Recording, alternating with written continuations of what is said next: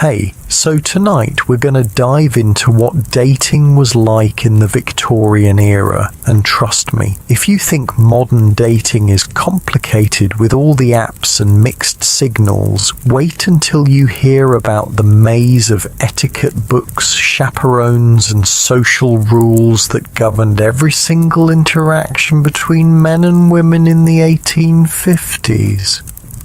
We're talking about a time when even making eye contact had rules, when a lifted hat was basically a text message, and when receiving a gift from the wrong person could ruin your reputation forever. Oh, and if you're enjoying these stories, I'd really appreciate a like or subscribe. Super curious where you're all listening from, so drop a comment with your location and what time it is there. Always blows my mind how people are falling asleep to this all over the world. Alright, find that cozy spot, take a nice slow breath and just let your body sink into whatever you're lying on. We're heading back to 1855 London, and trust me, you're gonna be real grateful for that mattress by the time we're done. The Victorians had a saying about making love, but it didn't mean what you think. Making love back then meant courtship, the art of wooing someone properly, and if you wanted to survive the Victorian dating scene, you better know the rules. So, congratulations, you just woke up in May of 1855 right in the heart of London, but not the London you know. This is Queen Victoria's London, where coal smoke hangs thick as fog in the morning air, where horse hooves clatter against cobblestones outside your window, and where the smell... Oh, the smell is something else entirely. The Thames River down the street carries all the waste from 2.5 million people, and on warm days like today, that scent drifts right through your bedroom window. Your nose wrinkles involuntarily as you pull the heavy wool blankets up to your chin. The good news is you're 22 years old and from a respectable middle-class family. Your father owns a small but successful haberdashery shop, which means you've got enough money for decent clothes and food, but not enough to be completely idle. The bad news? You're a woman in 1855, which means your entire future hinges on one thing: finding a suitable husband. And the rules for doing that are about as complicated as learning to waltz while juggling teacups. You stretch your legs under the rough cotton sheets, feeling the weight of the heavy quilt pressing down on your chest. There's no central heating in this house, won't be invented for decades, so every morning starts with the bone-deep chill that seeps through the stone walls. Your housemaid, Mary, has already been up since 5 o'clock lighting the coal fires downstairs, and you can hear her heavy footsteps on the wooden stairs as she carries the coal scuttle up to start the fire in your bedroom grate. That scuttle weighs about 30 pounds when it's full, and she'll carry dozens of them up and down these stairs before the day is done. The bedroom door creaks open and Mary slips in, her arms straining with the weight of the coal. Her hands are already black with soot, and you notice the way she favours her left shoulder, probably strained from all that lifting. She kneels by your fireplace and you watch her skilled hands arrange the kindling and coal with quick, practiced movements. The first spark catches, then spreads, and soon there's a small orange glow pushing back against the morning cold. "Good morning, miss," Mary says, wiping her sooty hands on her apron. "Your mother says you're to dress properly today. The Weatherbees are calling this afternoon and they're bringing their son." Your stomach does a little flip. The Weatherbys. You've heard about their son Thomas, 26 years old, recently returned from India, where he worked as a clerk for the East India Company. Your mother has been hinting about this visit for weeks, and you know exactly what it means. This isn't just a social call, this is an inspection. You sit up in bed, feeling the cool air hit your shoulders through your cotton nightgown. The fire is already making the room warmer, but it'll be another hour before the chill really leaves. You watch Mary move around the room, laying out your clothes for the day. Not just any clothes, your best day dress, the one made of dark blue wool with tiny mother-of-pearl buttons that took your mother 3 months to save up for. Mary, you say, your voice still rough with sleep, what do you know about the Weatherby son? She glances toward the door, then leans closer. Well, miss, I heard tell from their housemaid that he's got all his teeth, which is more than can be said for most gentlemen his age, and she says he doesn't drink over much, though he does have a fondness for cigars. She pauses, arranging your corset on the bed. Course, he's been in India these past 4 years, so he might have picked up some strange ideas about things. The corset. You look at it with resignation. Every morning Mary will lace you into this contraption of whale bones and cotton that squeezes your ribs until you can barely breathe properly. It's designed to give you that perfect hourglass silhouette that's fashionable right now, but it also means you'll spend the entire day feeling like someone's got their hands wrapped around your waist, squeezing gently but persistently. You swing your legs out of bed and your bare feet hit the cold wooden floor. The floorboards are wide planks of oak, polished smooth by decades of use, and they're always cold no matter how warm the fire gets. You stand up and Mary immediately starts unlacing your nightgown. This is normal. Privacy, as you know, it doesn't really exist for women.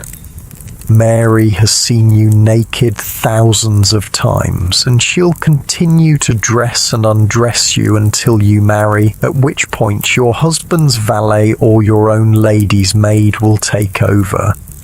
The chemise goes on first, a thin cotton undergarment that feels like wearing a tea towel, then the corset. Mary positions it around your waist and starts pulling the laces tight. With each tug, your breathing gets a little more shallow. By the time she's finished, you're taking small, careful breaths from the top of your lungs. Deep breathing is literally impossible in this thing. Not too tight, Mary, you manage to say, though you both know it's already as loose as fashion will allow.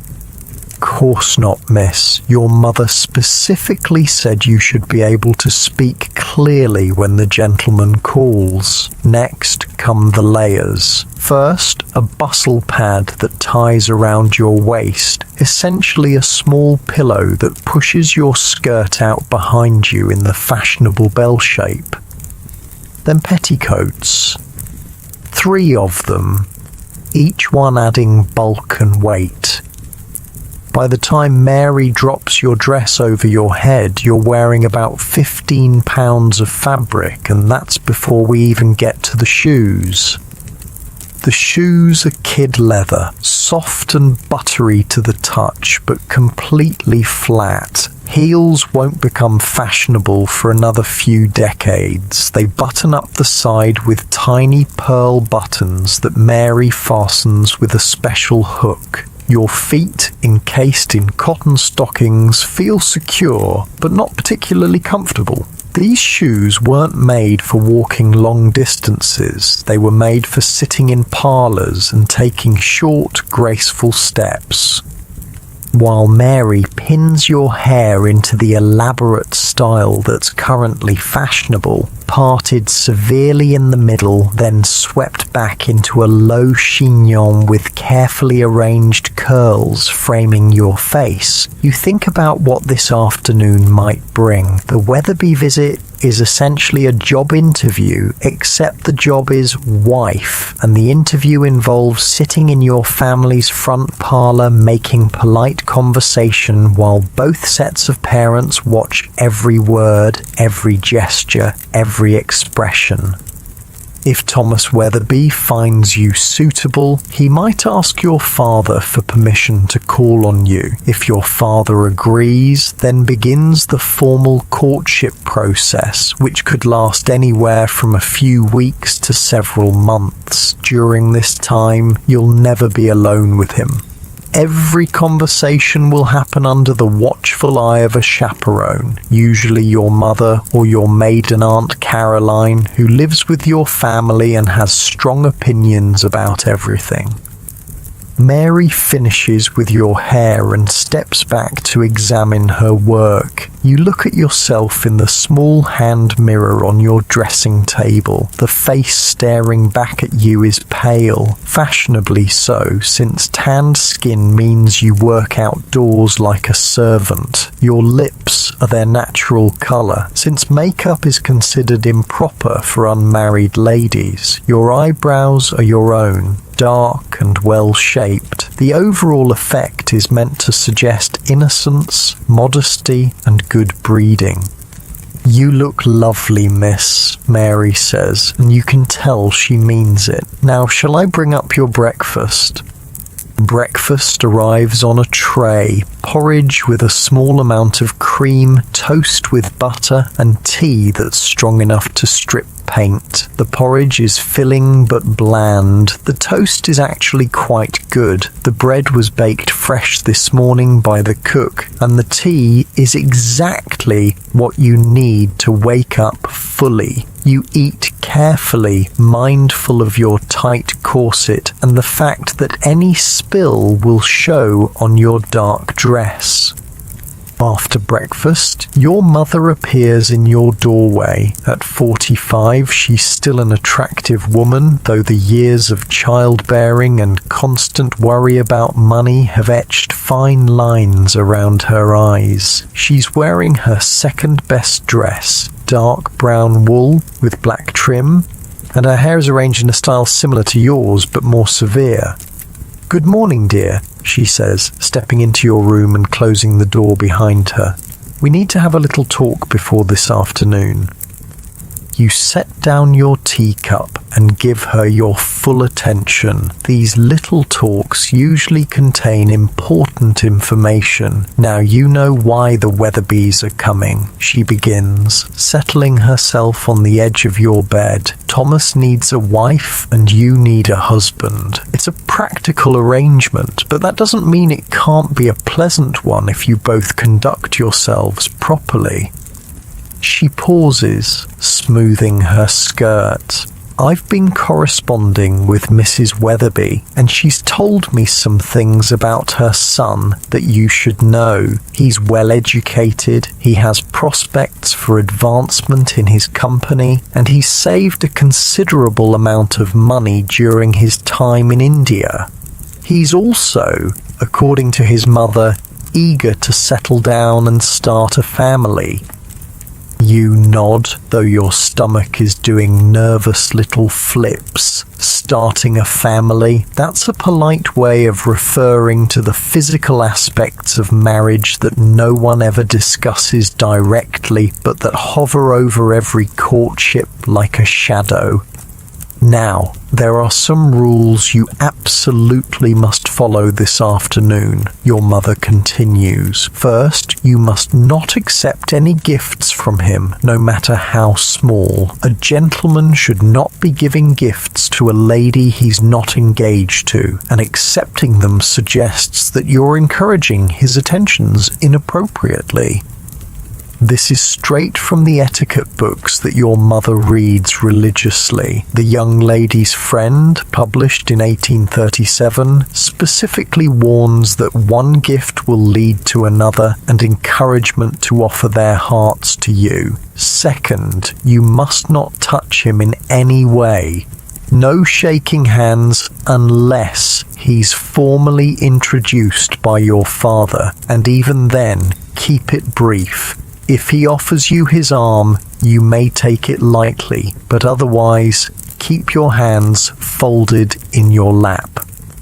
You think about how strange this must seem to young people today, where casual touching is so normal. But in 1855, physical contact between unmarried people is serious business. Even engaged couples are limited to holding hands and perhaps exchanging chaste kisses, always under supervision. Third, let him lead the conversation, but don't be afraid to show intelligence. He's been educated, so he'll appreciate a woman who can discuss something beyond the weather, but don't contradict him directly. Even if you disagree, find gentle ways to express different viewpoints. This is a delicate balance. Too much intelligence and you risk being seen as unfeminine or threatening. Too little and you might appear boring or stupid. You've been practicing this balancing act your entire life. Finally, your mother says, reaching over to adjust a curl near your ear, remember that he's assessing you as much as you're assessing him. Watch how he treats the servants, how he speaks to your father, how he responds when things don't go exactly as planned. These small things will tell you much more about his character than his polite parlour conversation. She stands up, brushing imaginary lint from her skirt. The Weatherbys will arrive at 3 o'clock precisely. We'll serve tea and the small cakes that Cook made yesterday. You'll sit on the settee near the window. The light is flattering there, and I'll sit in the chair nearby. Your father will join us after he's spoken with Mr. Weatherby about business matters. After your mother leaves, you find yourself with several hours to fill before the afternoon's performance. You walk downstairs to the family's small library, really just a room with 2 bookcases and a window seat, and select a volume of poetry. It's socially acceptable for young ladies to read poetry, though novels are still considered somewhat questionable. You settle into the window seat and try to concentrate on the verses, but your mind keeps wandering to the afternoon ahead.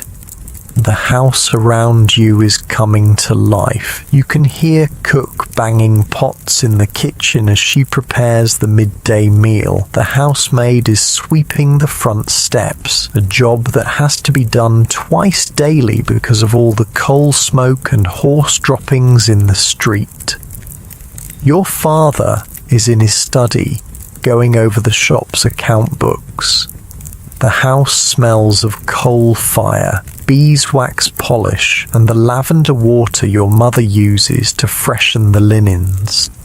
Through the window, you watch the street outside. A milk cart rolls by, the driver calling out his wares in a voice that carries clearly through the glass. 2 ladies walk past, their skirts swaying with each step, their arms linked as they chat. They're both wearing the same style of dress as you. Dark colours, full skirts, tight bodices, but you can tell from the quality of their fabric that they come from wealthier families. Behind them walks their maid carrying their parcels and staying a respectful distance behind. A gentleman on horseback trots past, sitting straight in his saddle, his top hat perfectly positioned. He's wearing a dark coat with tails and light-coloured trousers, the standard daytime outfit for men of his class. As he passes your window, he touches the brim of his hat in a polite greeting, even though he doesn't know you. This is normal. Gentlemen are expected to acknowledge ladies, even strangers, with this small gesture of respect. The morning passes slowly. You read a few poems, help your mother arrange flowers for the front parlour, and practice a piece on the pianoforte. Playing music is one of the accomplishments expected of young ladies, along with speaking a little French, doing needlework, and being able to sketch passably well. You're not expected to be brilliant at any of these things, just competent enough to demonstrate that you've had a proper education. Lunch is a simple affair. Cold meat, bread, cheese, and pickled vegetables. You eat lightly, partly because your corset makes large meals uncomfortable, and partly because you're too nervous to have much appetite. Your mother chatters about neighbours and local gossip, but you can tell she's nervous too. A good marriage for you would solve several of the family's financial concerns and secure your future. No pressure.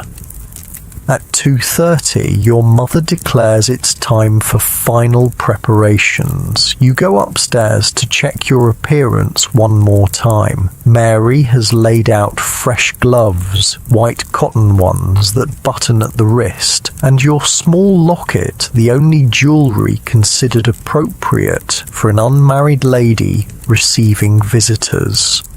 The locket contains a miniature portrait of your grandmother, and it rests just below the high neckline of your dress. You practice sitting down gracefully, which is more challenging than it sounds when you're wearing all these layers. The trick is to lower yourself slowly, letting your skirt settle around you in an attractive arrangement, then fold your hands in your lap. Getting up requires pushing down on the arms of the chair and rising smoothly without showing any of the effort involved. At 10 minutes before 3, you're stationed in the front parlour, sitting on the settee as instructed. Your mother sits nearby in her chair, needlework in her lap to give her hands something to do. Your father stands by the fireplace, checking his pocket watch every few minutes. The room smells of beeswax and the fresh flowers your mother arranged this morning. Late afternoon sunlight streams through the windows, and you hope it's as flattering as your mother promised. The clock on the mantel ticks toward 3 o'clock. Each second feels longer than the last. Your palms are slightly damp inside your gloves, and you resist the urge to fidget with your skirt. This is it, the beginning of what could be the rest of your life. At exactly 3 o'clock, there's a firm knock at the front door. Your father opens the front door, and you hear the low murmur of male voices in the entrance hall. Formal greetings, the rustle of coats being removed, the sharp tap of walking sticks being placed in the umbrella stand, then footsteps approaching the parlour, and your heart hammers against the rigid stays of your corset. Mr. Weatherby enters first. Thomas's father, a distinguished gentleman with silver whiskers and a slight stoop that suggests hours bent over account books. Behind him comes Mrs. Weatherby, a round woman in burgundy silk whose jewellery catches the afternoon light. And finally, Thomas himself steps through the doorway. He's taller than you expected, with brown hair parted precisely down the middle and mutton chop whiskers that frame a lean face. His skin has a golden undertone that speaks of his years in the Indian sun, and when he moves, there's a careful precision to his gestures that suggests military training. He's wearing a black frock coat that reaches his knees, grey trousers, and a white shirt with a high collar that looks like it might strangle him if he turns his head too quickly. Mr. and Mrs. Weatherby, your father says formally, may I present my wife, Mrs. Hartwell, and my daughter, Miss Eleanor Hartwell. You rise from the settee, slowly, gracefully, letting your skirt settle around you as you've practiced 1,000 times. You offer a small curtsy, just a dip of your knees and a slight incline of your head. Too deep would suggest you're of lower status. Too shallow would appear disrespectful. Miss Hartwell, Mrs. Weatherby says warmly, what a pleasure to finally meet you. Thomas has been quite eager for this introduction. Thomas steps forward and offers a brief bow. Miss Hartwell, his voice is deeper than you expected, with just a hint of an accent you can't quite place, perhaps picked up during his time overseas. Mr. Weatherby, you reply, meeting his eyes briefly before lowering your gaze. Direct eye contact is acceptable for the initial greeting, but prolonged staring would be considered brazen. Everyone settles into their assigned positions like actors taking their marks on a stage. Thomas sits in the chair across from you, close enough for conversation but far enough to maintain propriety. The parents arrange themselves as subtle chaperones, present but attempting to appear absorbed in their own discussion about mutual acquaintances and local news. I trust your journey from India was pleasant, you venture, since it's acceptable for ladies to ask about travel. Indeed, though rather lengthy, Thomas replies. 3 months aboard ship provides ample time for reflection. I found myself quite ready to return to English soil and English society. He pauses, and you catch something in his tone, perhaps relief, perhaps something else. The climate there can be challenging for those of us unaccustomed to such intensity. You nod sympathetically, though you've never been farther from London than Brighton. I imagine the heat must be quite overwhelming. We complain when our summers reach 70 degrees. Quite so. In Bombay, we often saw temperatures above 100 degrees, with humidity that made the very air feel thick as soup. He shifts in his chair, and you notice how he unconsciously loosens his collar just slightly. I confess I developed a great appreciation for English rain during my time away. This draws a small smile from you, a genuine one, not the practiced parlour smile your mother taught you. Rain is certainly something we have in abundance.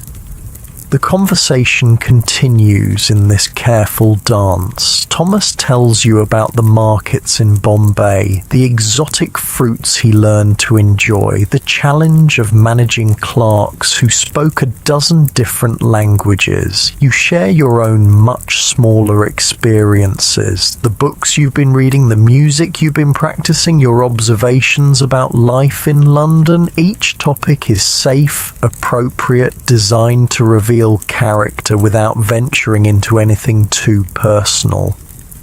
But you're also watching him, as your mother advised. When Mary enters to serve tea, you notice how Thomas nods politely to her, a small acknowledgement that many gentlemen of his class wouldn't bother with. When your father makes a joke about the weather, Thomas laughs, not the forced chuckle of social obligation, but genuine amusement that reaches his eyes. When Mrs.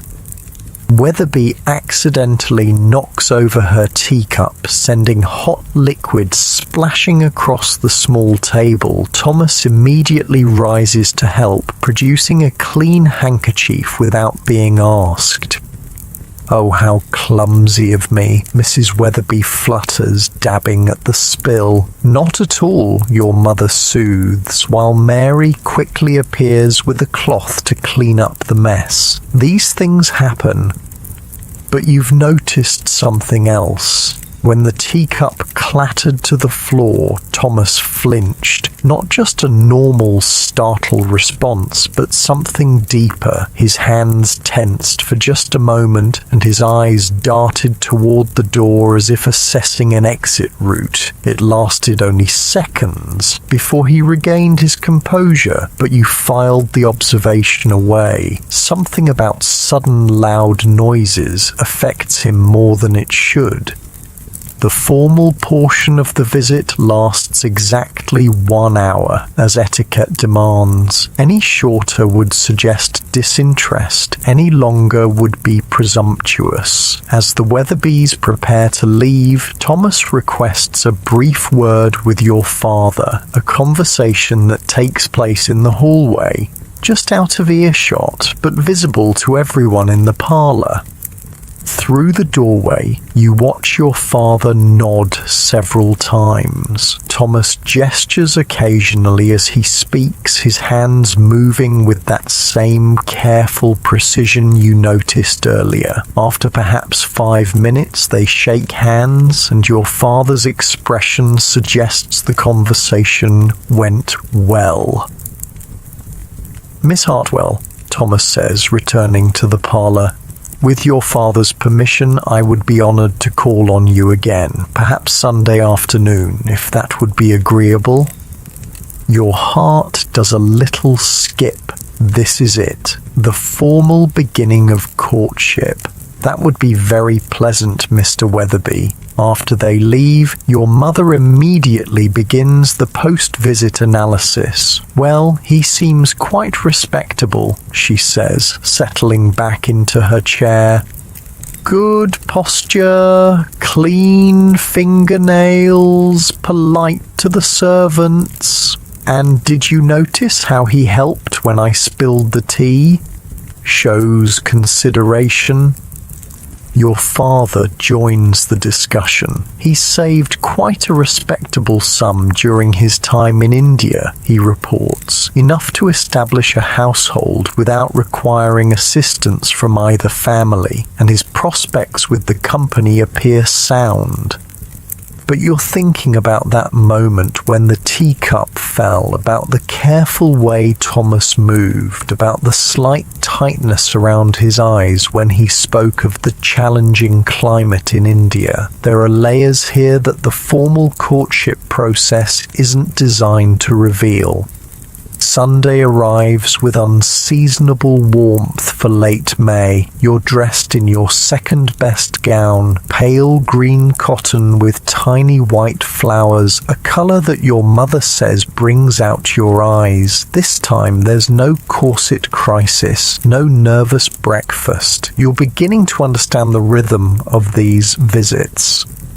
Thomas arrives precisely at 2 o'clock, carrying a small bouquet of flowers, acceptable because flowers are temporary and modest, unlike jewellery or books which might suggest too serious an intent. He's dressed more casually today, in a brown coat and lighter trousers, and he seems more relaxed. "Miss Hartwell," he says, offering the flowers with a slight bow. "I noticed these growing in my mother's garden and thought you might enjoy them. They're sweet peas, delicate purple and white blossoms that smell like springtime and innocence. As you take them, your gloved fingers brush his for just an instant, and you feel a small electric shock that has nothing to do with static from your wool dress.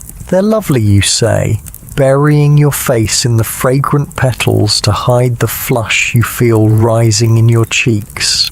Sweet peas are my favourites. I hoped they might be," he says, and there's something in his tone that suggests this choice wasn't as casual as he made it seem. This visit feels different from the first. With the initial formalities out of the way, the conversation flows more naturally. Thomas tells you about his childhood, growing up as the youngest of 4 sons, always trying to prove himself worthy of attention. You share stories about your education, the small school you attended where you learned French and drawing and enough mathematics to manage household accounts.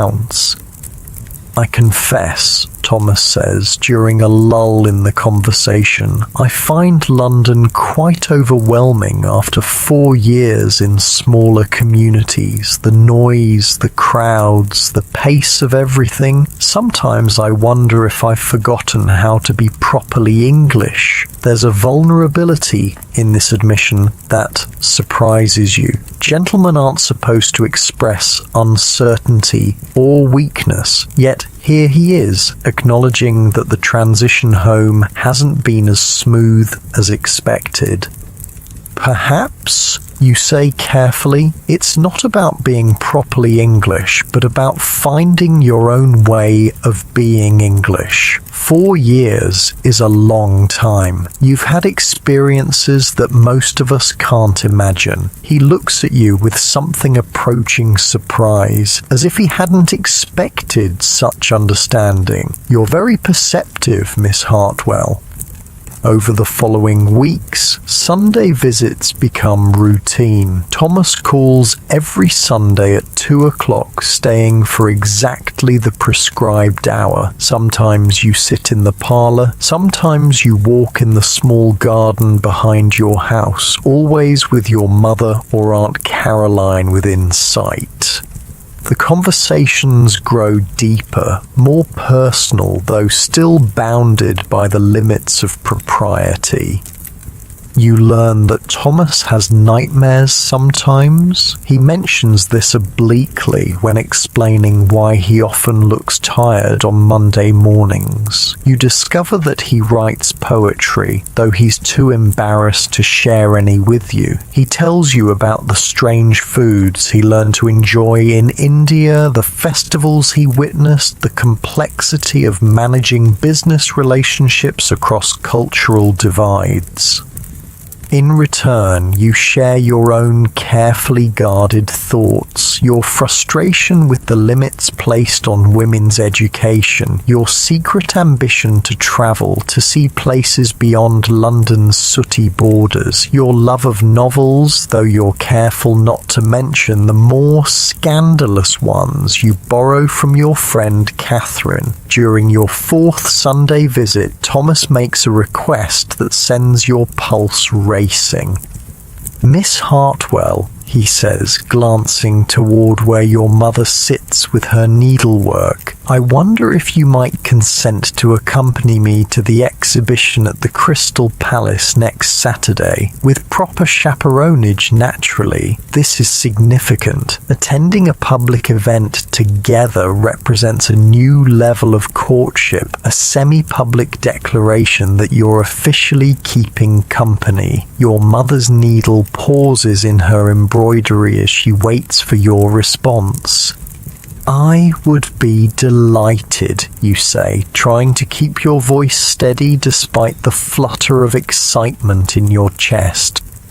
The Crystal Palace, rebuilt in South London after the Great Exhibition of 1851, represents everything modern and exciting about this Victorian age. The building itself is a marvel of iron and glass, rising from Sydenham Hill like a fairy tale palace made of light and air.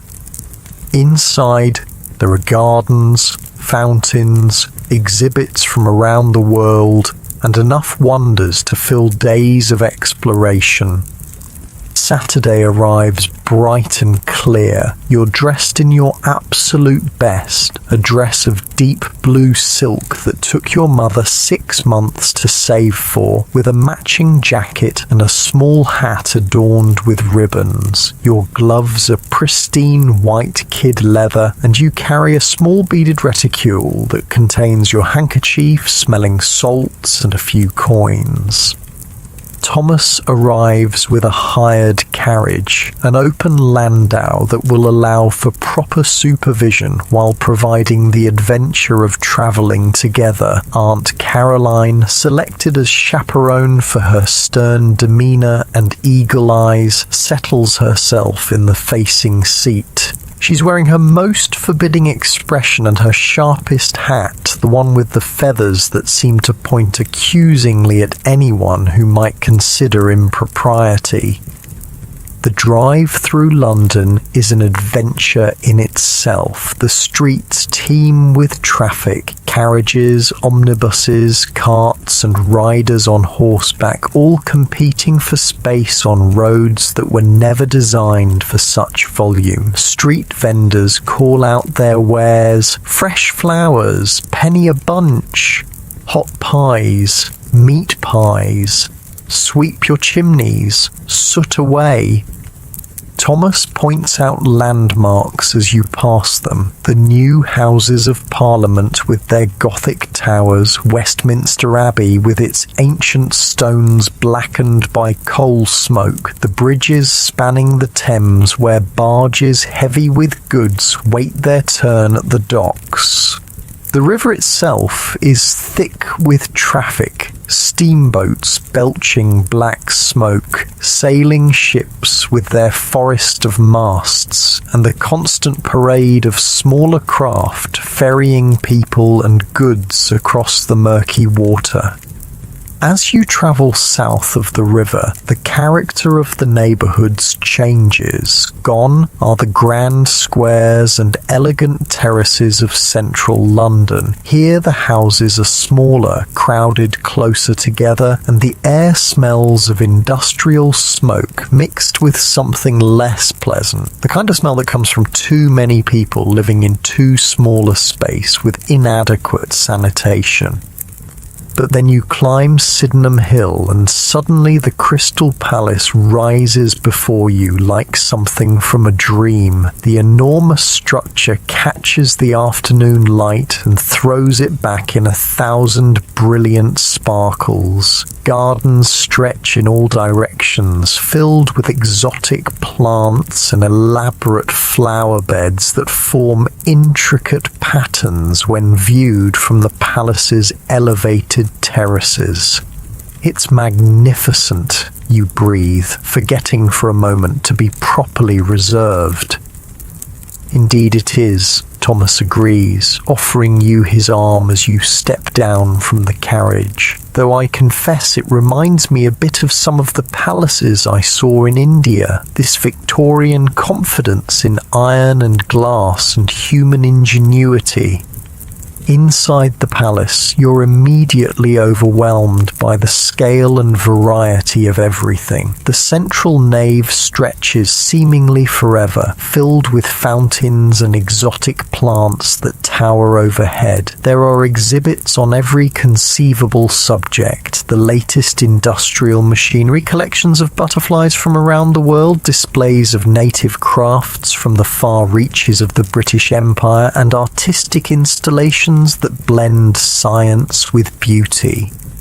Thomas guides you through the crowds with careful attention to your comfort. When the press of people becomes too thick, he steers you toward quieter alcoves. When you pause to examine a particularly interesting display, he waits patiently without hurrying you along. When Aunt Caroline declares herself in need of refreshment, he immediately locates a tea room where she can rest her feet. It's during this respite, while Aunt Caroline is occupied with her tea and scones, that Thomas leans slightly closer and speaks in a voice only you can hear. "Miss Hartwell, I hope you won't think me presumptuous, but I find myself growing quite attached to these Saturday excursions and to your company." Your heart stops, then starts again at double speed. This is approaching the territory of declarations of serious intent. You glance quickly at Aunt Caroline, but she's absorbed in her methodical destruction of a currant scone. "I have enjoyed them as well," you say quietly, your voice barely above a whisper. "I had hoped," he begins, then stops himself. "That is, I wonder if you might consider, but perhaps this is not the proper venue for such discussions."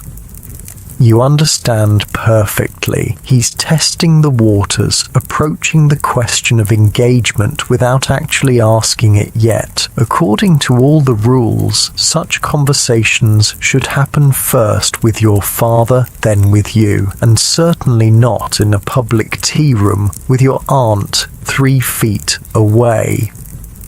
"Perhaps," you say carefully, "such discussions might be more appropriately held in a more private setting."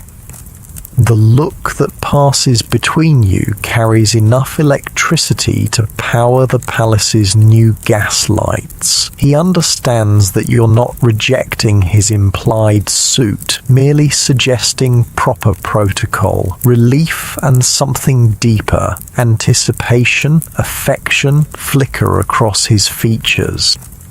The rest of the afternoon passes in a happy blur. You admire tropical birds whose feathers shimmer with colours that have no names. You watch demonstrations of new photographic techniques that can capture a person's image in mere minutes rather than hours. You sample exotic fruits whose flavours transport you briefly to distant countries you'll likely never see. But underneath all the wonder and excitement, there's a deeper current running between you and Thomas, a sense of approaching change, of decisions that will reshape your entire future. By the time you return home as the sun sets over London's smoky skyline, you know that everything is about to shift. Tuesday evening arrives with a thunderstorm that rattles the windows and sends sheets of rain hammering against the glass. You're in the parlour with your mother, working on embroidery by lamplight when the front doorbell rings. It's past 8 o'clock, far too late for social calls. So when Mary appears in the doorway looking flustered, you know something significant is happening. "Begging your pardon, ma'am," Mary says to your mother, "but Mr. Thomas Weatherby is at the door, says he needs to speak with the master urgently." Your mother's eyebrows rise nearly to her hairline. Your father appears from his study, newspaper still in hand, looking equally puzzled. Through the parlour window you can see Thomas's hired carriage waiting in the rain, the horse stamping impatiently as water streams from its mane. "Show him into the study," your father says after a moment's consideration. "Eleanor, you and your mother remain here." But of course you strain to hear every sound from across the hall. The murmur of male voices, serious and low, your father's occasional "indeed," and Thomas's longer responses that you can't quite make out. The conversation lasts nearly 20 minutes, an eternity when you're sitting with your embroidery hoop forgotten in your lap, your heart beating fast enough to make the cameo brooch on your collar tremble. Finally, footsteps approach the parlour. Your father enters alone, but his expression gives everything away before he speaks. "Eleanor," he says, and there's satisfaction in his voice mixed with something that might be relief. Mr. Weatherby has asked for permission to pay his addresses to you. I have given my consent.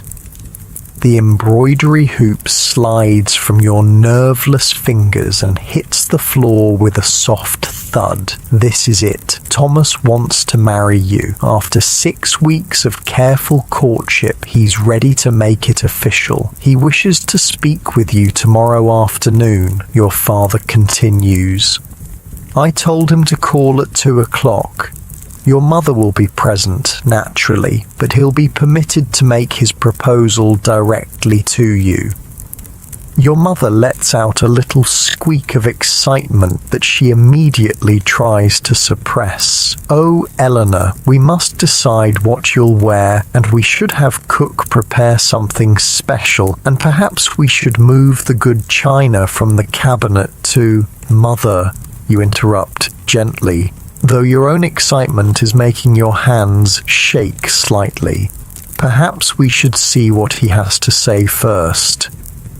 But you already know what Thomas will say. The question isn't whether he'll propose, it's whether you're truly ready to accept him. Marriage in 1855 isn't like stepping into a relationship you can leave if things don't work out. Once you say yes, your legal existence essentially disappears. Your property becomes his property. Your money becomes his money. Even your children, if you have them, belong legally to him rather than to you.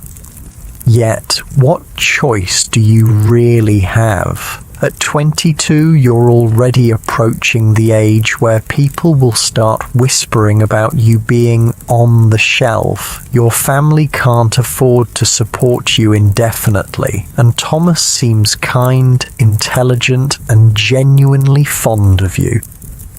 In a world where many marriages are purely business arrangements, the prospect of affection feels like tremendous good fortune.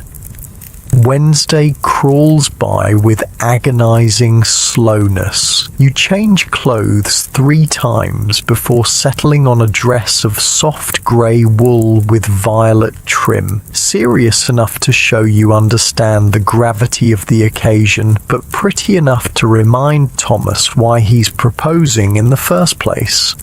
Your hair refuses to cooperate, and Mary has to pin and repin the complicated braided style twice before it stays properly.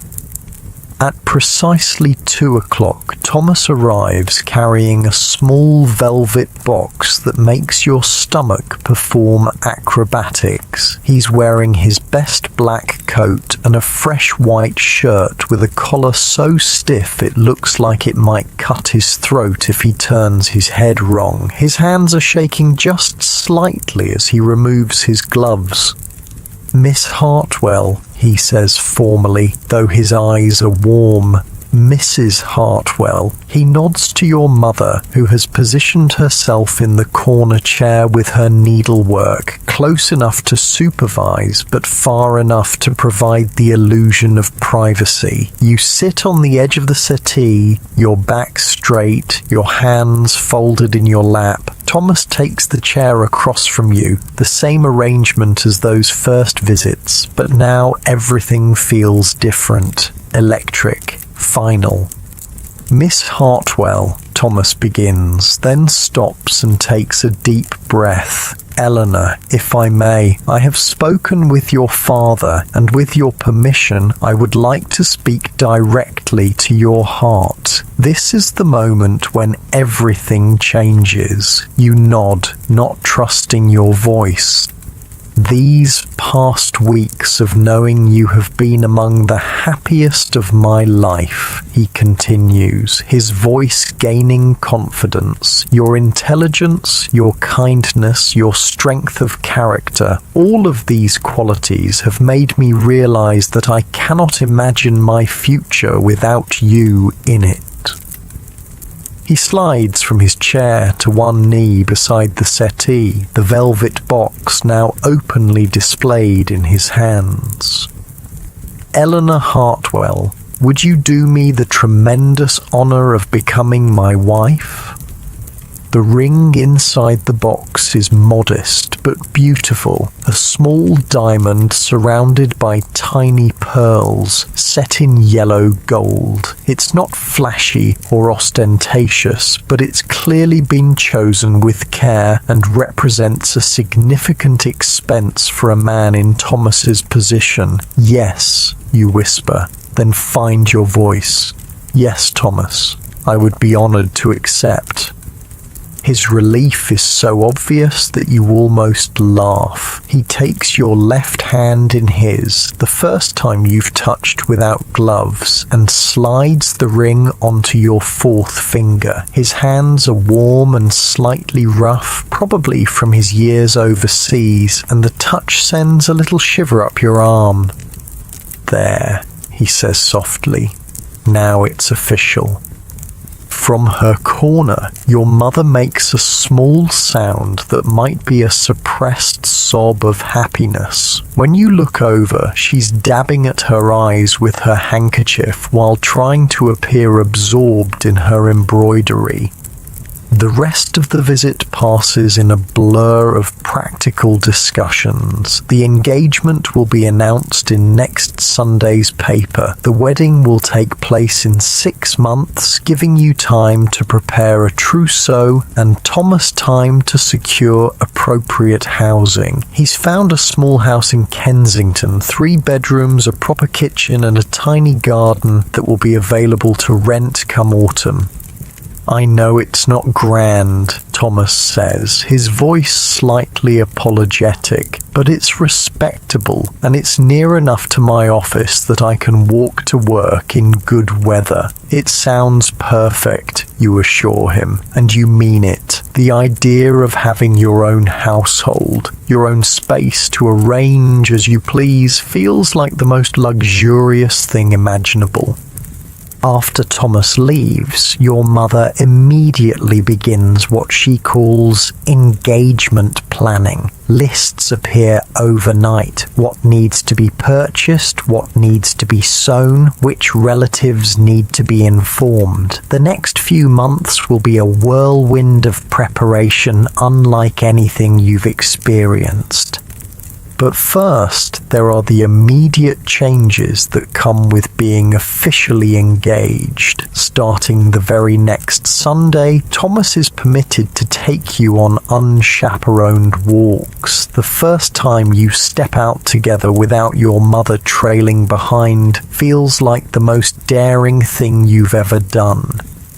You walk slowly through the small park near your house, your hand resting lightly on Thomas's arm, marveling at this new freedom. For the first time in your courtship, you can speak without measuring every word for its appropriateness under parental supervision. I confess, Thomas says, as you pause beside a fountain where children are sailing toy boats.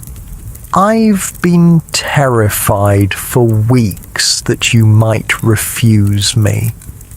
Were you really? You ask, surprised. But surely you could tell that I enjoyed your visits. Enjoyed them, yes, but enjoyment and willingness to marry are quite different things. He adjusts his grip on his walking stick. I know I'm not the most exciting prospect. No title, no great fortune, and I come with some complications from my time abroad.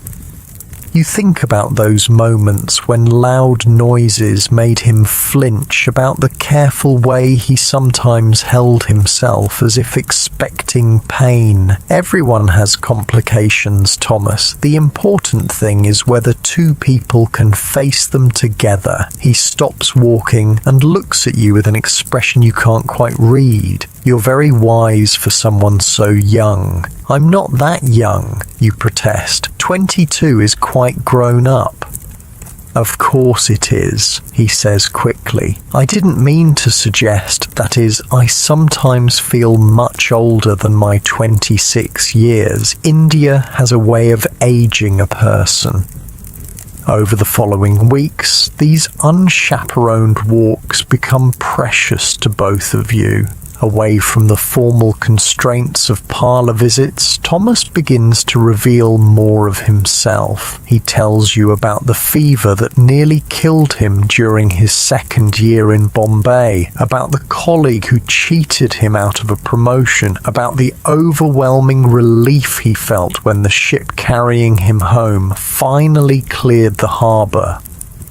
You share your own secrets in return. Your fear that you're not naturally maternal enough to be a good mother, your frustration with the limitations placed on women's education, your secret dream of learning to paint with real skill, not just the watercolour dabbling considered appropriate for ladies. Perhaps, Thomas suggests one afternoon as you sit on a bench watching sparrows hop around your feet, you could take proper painting lessons after we're married. We won't be wealthy, but we should be comfortable enough for small luxuries. The casual way he says after we're married makes your stomach flutter. It's becoming real, this future you're planning together. Along with the walks come other new privileges. Thomas is now permitted to visit you in the front parlour without formal supervision, though he's still required to leave before nightfall. During these visits, you're allowed to hold hands, a simple intimacy that feels revolutionary after months of careful distance. The first time Thomas takes your hand in yours, you're sitting on the settee looking through a book of engravings he's brought to show you scenes from India. His fingers intertwine with yours, warm and slightly calloused, and you're amazed by how natural it feels. Is this proper? You ask, though you make no move to pull away.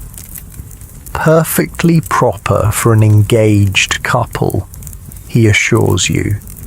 Though I admit it feels rather scandalous after all those weeks of keeping my hands to myself. You laugh, and the sound seems to surprise both of you. It's been a long time since you've laughed freely in Thomas's presence. Most of your interactions have been so careful, so measured, but engagement has brought a new ease to your relationship. The letters start arriving the very week of your engagement. According to Victorian tradition, engaged couples are expected to write to each other regularly, especially when separated by business or family obligations. Thomas's work requires him to travel to the company's offices in Manchester for a week, and suddenly you're learning to express your feelings on paper.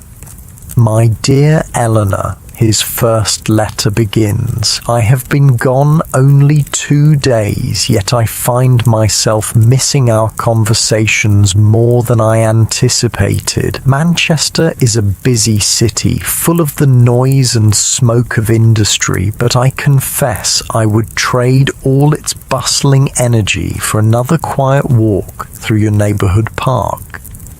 You spend an entire evening crafting your response, filling 3 pages with your own careful handwriting. You tell him about the books you're reading, the changes your mother is making to the house in preparation for the wedding, the small daily details that seem meaningful when shared with someone who cares about them. These letters become the foundation of your deepening relationship. In writing, Thomas is more eloquent than in person, less constrained by the formal requirements of polite conversation. He writes about his hopes for your marriage, his plans for the house in Kensington, his gradual readjustment to English life after his years abroad. You discover that you too express yourself more freely in writing. You tell him about your fears as well as your hopes, your questions about what married life will actually entail, your excitement about having a home of your own to manage. The gift exchanges begin in earnest as well. Beyond the engagement ring, Thomas presents you with a small locket containing his photograph, a formal portrait showing him in his best coat, looking serious and slightly younger than his actual age. You reciprocate with your own photograph, taken at a studio in town, wearing your best dress and your most composed expression. But the most intimate gift is yet to come. On a rainy Thursday afternoon in July, Thomas appears at your door carrying a small wrapped package. "This is rather unconventional," he says, looking slightly embarrassed as he hands it to you, "but I thought you might appreciate it." Inside the package is a leather-bound journal, its pages blank and waiting. But what makes it special is the inscription on the first page, written in Thomas's careful script, for Eleanor to record all the thoughts too precious for ordinary conversation. You run your fingers over the smooth leather cover, touched by the thoughtfulness of the gift. "It's beautiful, Thomas. Thank you." "I have one just like it," he admits. "I thought perhaps we might both keep journals during our engagement, not to share necessarily, but to help us think through all the changes ahead." That night, alone in your bedroom, you make the first entry in your new journal. You write about the strange mixture of excitement and terror that comes with approaching marriage, about your growing affection for Thomas, about the overwhelming nature of all the decisions that need to be made. The summer passes in a blur of preparation and anticipation. Your mother drags you to endless fittings for your wedding dress and the new clothes that will form your married wardrobe. The dress itself is a confection of white silk and Brussels lace that cost more than your father's shop earns in 2 months, but it's considered essential for maintaining the family's social standing. You spend afternoons learning household management skills that your education had only touched on. Cook teaches you to plan meals and manage food budgets. Mary shows you the proper care of fine linens and the best methods for removing different types of stains. Your mother drills you on the social obligations you'll face as a married woman, which neighbours to call on, how to manage servants, the proper way to host a dinner party. But perhaps the most important education comes from the married women in your family and social circle. Your Aunt Margaret, who has been married for 15 years, takes you aside for a series of conversations that no one else seems willing to have. Marriage, she tells you bluntly, is not like the novels make it seem. There will be wonderful moments, certainly, but there will also be difficult ones. Your husband will have moods you don't understand. You'll have days when you wonder what you've gotten yourself into. The important thing is to remember that building a life together takes time and patience. She pauses, studying your face. "And Eleanor, there are aspects of married life that no one discusses directly, but that you need to understand. The physical aspects." Your face burns with embarrassment, but you force yourself to listen as Aunt Margaret explains in careful euphemisms what will be expected of you as a wife. It's not the romantic picture painted by the poetry you've read, but it's practical information you desperately need. As summer turns to autumn, your wedding date approaches with alarming speed. The house in Kensington has been secured, and Thomas takes you to see it on a crisp September afternoon. It's smaller than your family home, but bright and cheerful, with large windows that let in plenty of light and a garden just big enough for a small vegetable patch. The kitchen is modern, Thomas points out, opening cabinets to show off the built-in storage. And there's a proper range for cooking, not just an open hearth. You run your hands over the wooden countertops, imagining yourself preparing meals here, managing your own household. It's thrilling and terrifying in equal measure. It's perfect, you tell him, and mean it. This will be your domain, your responsibility, your home. 2 weeks before the wedding, Thomas makes an unusual request. He asks if you would consider cutting a lock of your hair for him to keep, a token that will be with him always. It's a common custom among engaged couples, but still feels incredibly intimate. You sit in front of your dressing table mirror while Mary carefully cuts a small section of hair from behind your ear where it won't be missed. The dark strands feel silky and alive in your palm as you wrap them in tissue paper. For Thomas, you tell Mary as you seal the packet, a piece of me to carry with him. In return, Thomas presents you with a lock of his own hair, already carefully preserved in a small silver locket. Something of mine to keep close to your heart, he says simply. The week before your wedding arrives with a flurry of final preparations. Relatives descend upon your house like a friendly invasion. The wedding dress hangs in your wardrobe like a beautiful ghost of your future self. Your trousseau, the collection of clothes, linens, and household items you'll bring to your marriage, fills 2 large trunks that sit at the foot of your bed. Thomas calls every day now, sometimes twice, to check on arrangements and simply to see you. The formal distance of early courtship has given way to genuine affection and comfortable companionship. You find yourself looking forward to married life not just as an inevitable step, but as an adventure you want to share with this particular man. On the Thursday before your Saturday wedding, Thomas takes your hands in the parlour and looks at you seriously.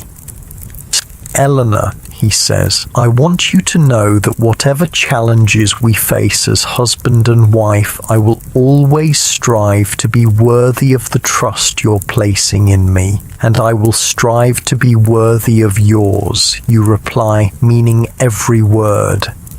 Outside, London bustles with its usual energy, carriages clattering past, vendors calling their wares, the constant hum of a city that never quite stops moving. But in this moment, in your family's parlour with your hand in Thomas's, the future feels both certain and full of wonderful possibilities.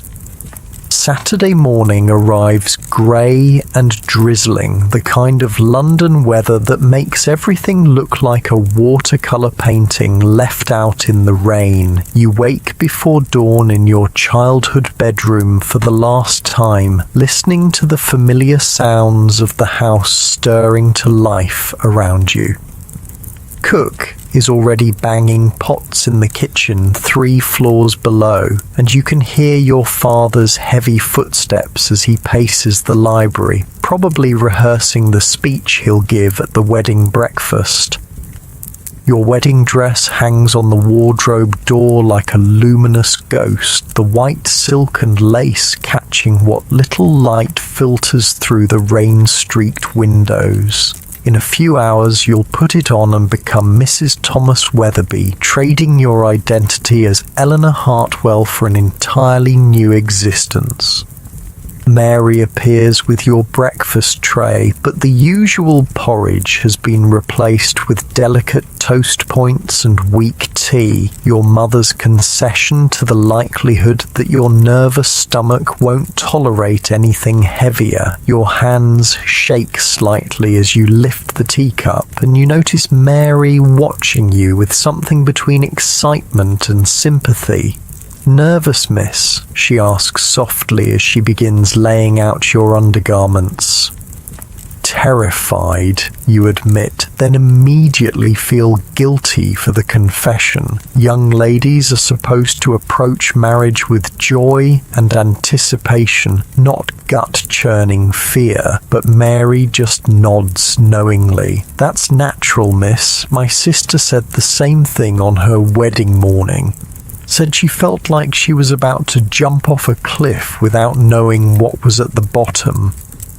The comparison doesn't exactly reassure you, but there's something comforting about knowing that other women have felt this same mixture of excitement and panic.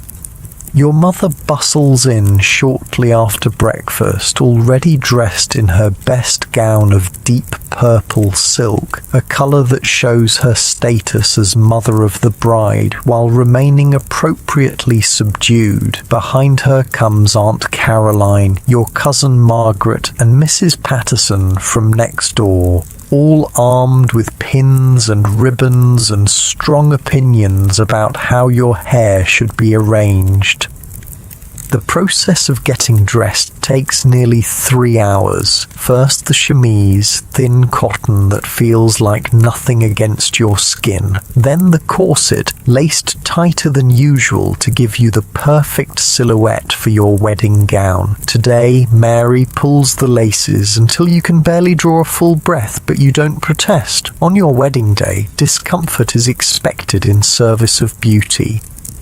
The bustle comes next, larger than your everyday one and designed to support the massive train of your wedding dress. 3 crinolines follow, each one adding volume and weight until you feel like you're wearing a small tent. By the time the actual dress slides over your head, you're already tired from the sheer physical effort of carrying all these layers.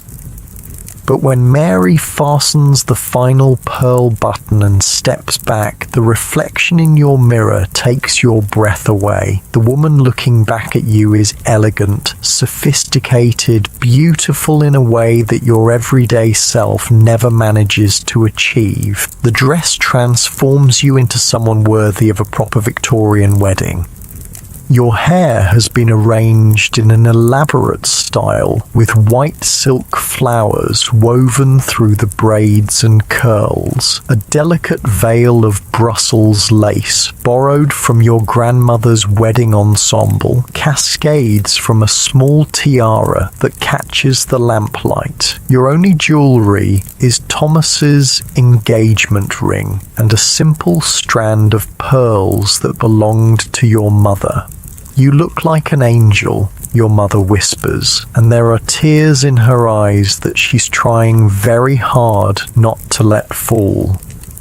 The carriage ride to St. George's Church feels both endless and far too short. Your father sits beside you, unusually silent, occasionally reaching over to pat your gloved hand. Through the rain-spattered windows, you watch London go about its Saturday business. Street vendors still calling their wares, children dodging puddles, the constant flow of life that will continue exactly as before, even though your entire world is about to change. The church looms ahead, its stone facade darkened by years of coal smoke, but still impressive in its Gothic grandeur. Carriages line the street outside, and you can see wedding guests hurrying through the rain, their umbrellas creating a forest of black silk.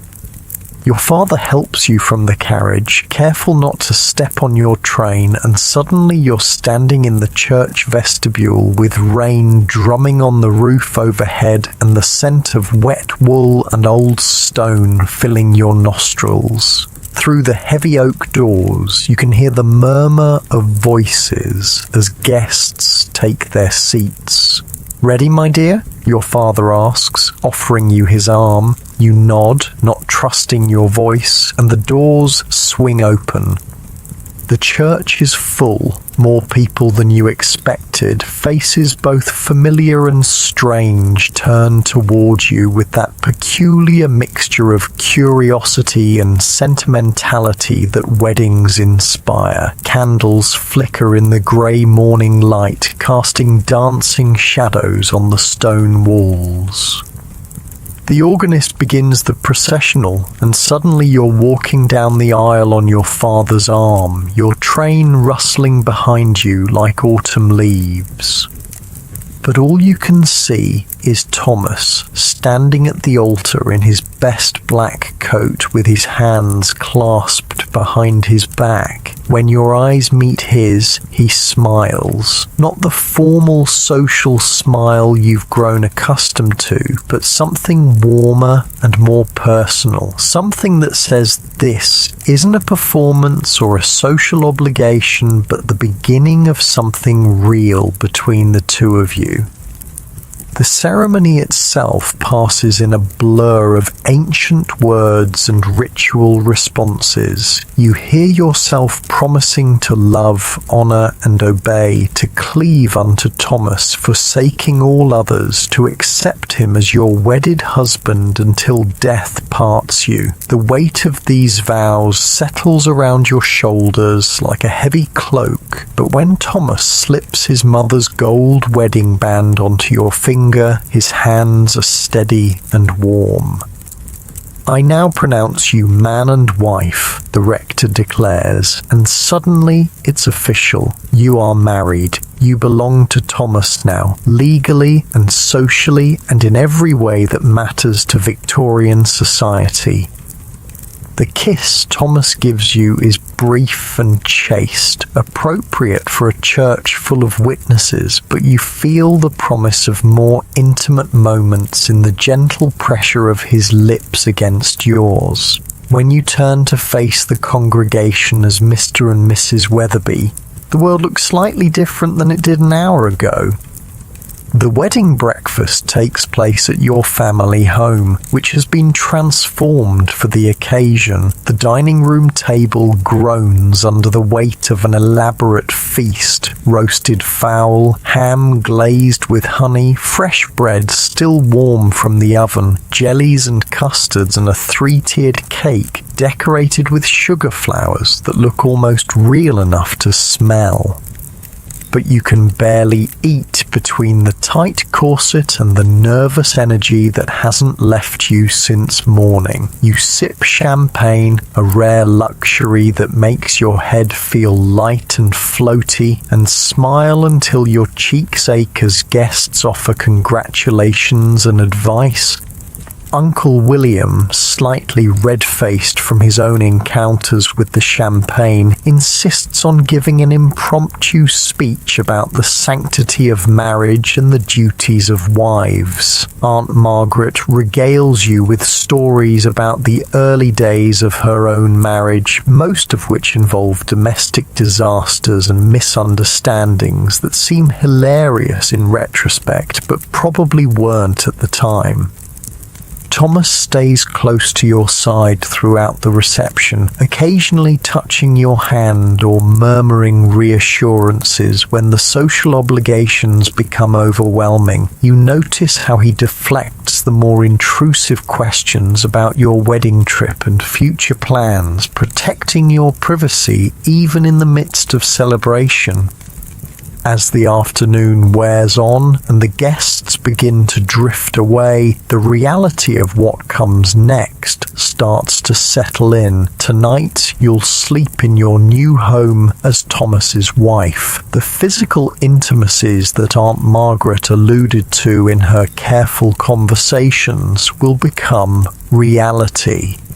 The abstract concept of marriage will transform into daily domestic life with this man you've known for only a few months. By 5 o'clock, the last of the guests have departed, leaving behind a house that looks like a party battlefield. Empty glasses, crumpled napkins, chairs pushed askew. Your mother is already directing the servants in cleaning up, but her eyes keep drifting to you with a mixture of pride and something that might be worry. "Time to change into your travelling dress," she says gently, and suddenly your throat feels tight with unshed tears. The travelling dress is practical dark green wool with a matching jacket designed for the carriage ride to your new home and the beginning of your new life. As Mary unlaces your wedding gown for the last time, you feel like you're shedding one identity and stepping into another. Your father loads your trunks into Thomas's hired carriage while your mother fuses over final details. Do you have your gloves, your reticule, the small bag of personal items you'll need for tonight? Each question feels loaded with meaning you're not quite ready to examine. The goodbyes are harder than you expected. Your parents stand on the front steps, your mother crying openly now, your father attempting stoic dignity but not quite succeeding. This house has been your entire world for 22 years, and now you're leaving it forever. "Write to us soon," your mother calls as the carriage pulls away. "And remember what I told you about being a good wife." Thomas takes your hand as the familiar streets of your childhood disappear behind you. "Are you all right?" he asks softly. "I think so," you say, though you're not entirely sure. "It's just everything is different now." "Yes," he agrees, "but different can be good, can't it?" The house in Kensington looks smaller than you remembered, but welcoming in the early evening light. Smoke rises from the chimney, suggesting that Mrs. Davies, the housekeeper Thomas hired, has been preparing for your arrival. The front garden is tidy with late blooming roses that smell sweet despite the earlier rain. Thomas helps you from the carriage, and you notice how carefully he guides you up the front steps, as if you might break. The front door opens before you reach it, revealing Mrs. Davies, a comfortable-looking woman in her 50s with greying hair and kind eyes. "Welcome home, Mrs. Weatherby," she says, and the title sounds strange in your ears. You are Mrs. Weatherby now. Eleanor Hartwell no longer exists.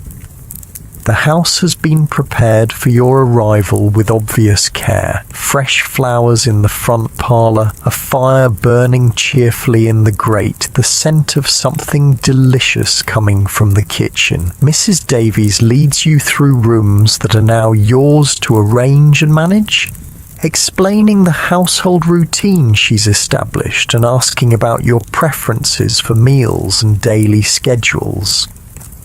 Your bedroom, yours and Thomas's now, overlooks the small back garden. The bed is larger than the one in your childhood room, with a white coverlet that looks crisp and inviting. Your trunks have already been delivered and sit waiting to be unpacked, full of the trousseau items you've spent months accumulating.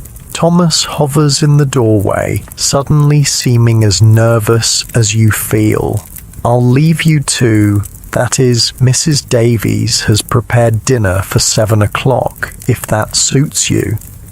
After he leaves, you sink into the small chair by the window and finally allow yourself to feel the full weight of the day. You are married. You are in your own home. Tonight, you will share that bed with a man who was essentially a stranger 6 months ago.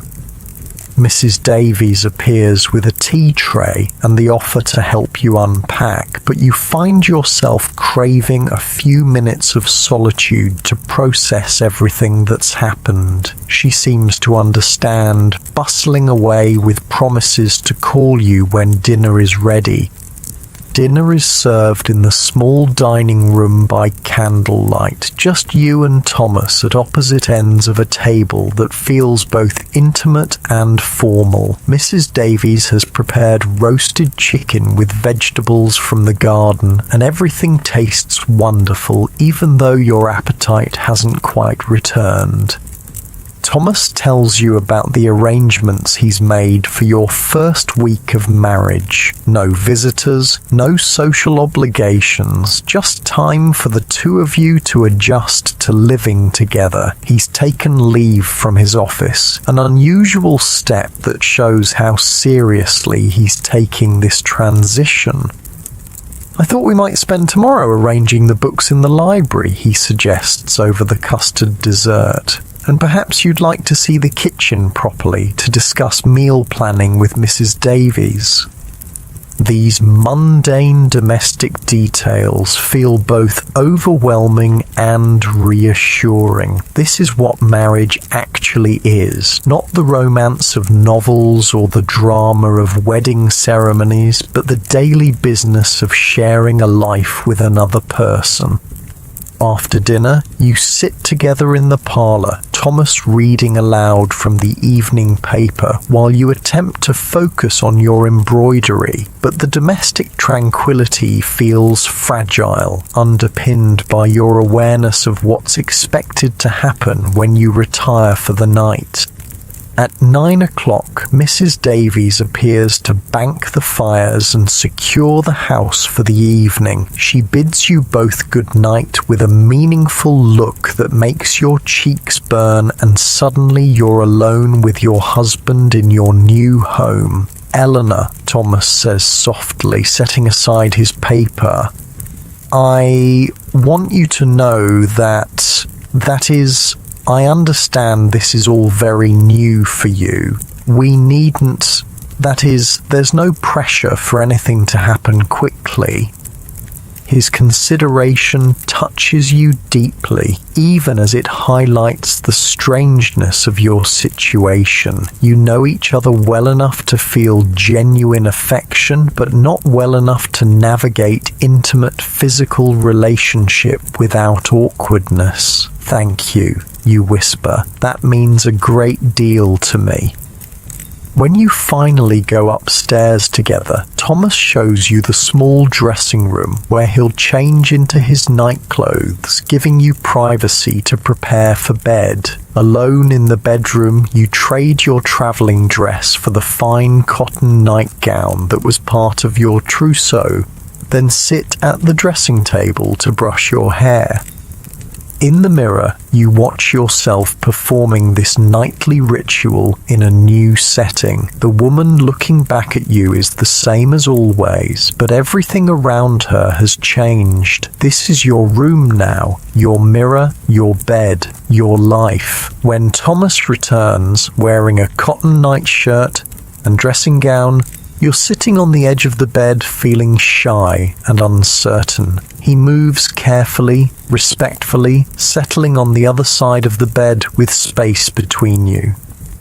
"Eleanor," he says quietly, "I meant what I said downstairs. We have our whole lives to figure this out together." You turn to look at him in the dim light from the bedside candle. His hair is slightly mussed, his face serious but kind. This is your husband. This gentle, patient man is yours now, and you are his. "I know," you say, "and I'm grateful for your patience."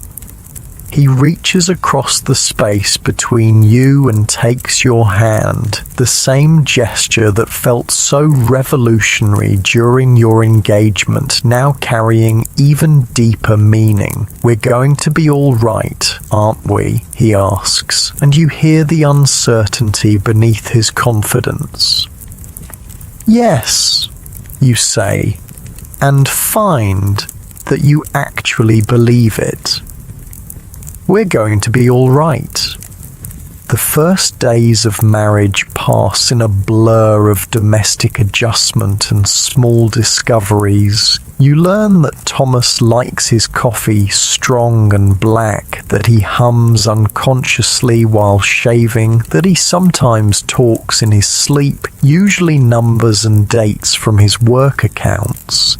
He discovers that you're not naturally early to rise, that you have strong opinions about how books should be organized, and that you make the most beautiful flower arrangements he's ever seen. Mrs. Davies proves invaluable in helping you establish your role as mistress of the household. She teaches you to plan menus that balance nutrition with budget, to manage household accounts, to oversee the cleaning and maintenance schedules. It's more complex than you expected, running even a small household, but deeply satisfying in ways you hadn't anticipated. You write your first letter as a married woman to your parents, describing your new home and your settling in process. The signature, "Your daughter, Eleanor Weatherby," looks strange on the page, but less strange each time you write it. Thomas returns to work after a week, leaving you alone in the house with Mrs. Davies and your own thoughts. The solitude feels both liberating and slightly overwhelming. For the first time in your life, you're responsible for structuring your own days without parents or teachers or social obligations to guide you. You spend the morning rearranging the parlour furniture to better catch the light from the windows. After lunch, you walk to the nearby shops to introduce yourself to the local merchants as Mrs. Weatherby of Elm Street. The baker, the grocer, the fishmonger all treat you with the respect due to a respectable married woman, and you begin to understand the social weight that comes with your new status. When Thomas returns that evening, you've prepared dinner yourself, a simple meal, but one you've cooked with your own hands in your own kitchen. The pride on his face when you tell him makes the effort worthwhile. You're turning into quite the housewife, he says, and there's admiration in his voice that makes your heart flutter. "I'm learning," you reply. Mrs. Davies is a patient teacher. As weeks pass, you settle into the rhythm of married life. Thomas leaves for his office each morning after breakfast, returning in the evening with stories about his colleagues and the challenges of readjusting to English business practices after his years abroad. You fill your days with household management, correspondence with family and friends, and the slowly developing social obligations that come with your new status as a married woman. The physical intimacy that seemed so daunting on your wedding night develops gradually, naturally, as you grow more comfortable with each other. Thomas is patient and gentle, and you discover that the mysterious aspects of marriage that no one discusses directly are not as frightening as you'd imagined.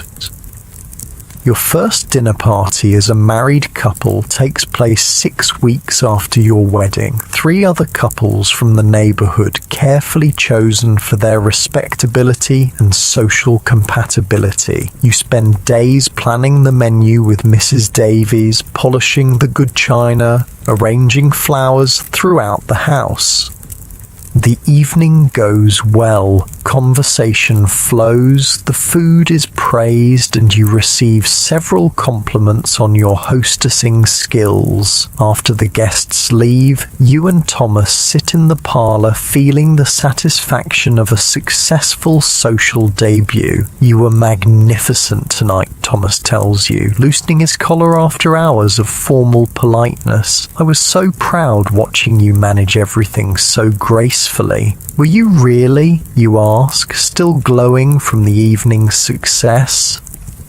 "Absolutely. You're going to be a wonderful addition to Kensington society.